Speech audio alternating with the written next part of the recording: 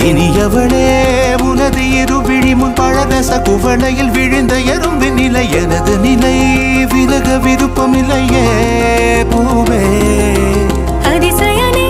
பிறந்து பல வருடம் அறிந்தவை மறந்தது எனது நினைவில் இன்று உனது முகம் தவிர எதுவும் இல்லையே அன்பே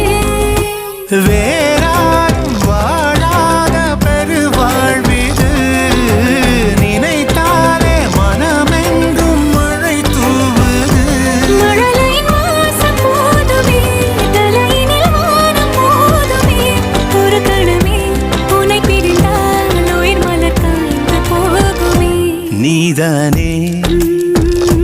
பொஞ்சாதி நானே உன் சரிபாதி நீதானே பொஞ்சாதி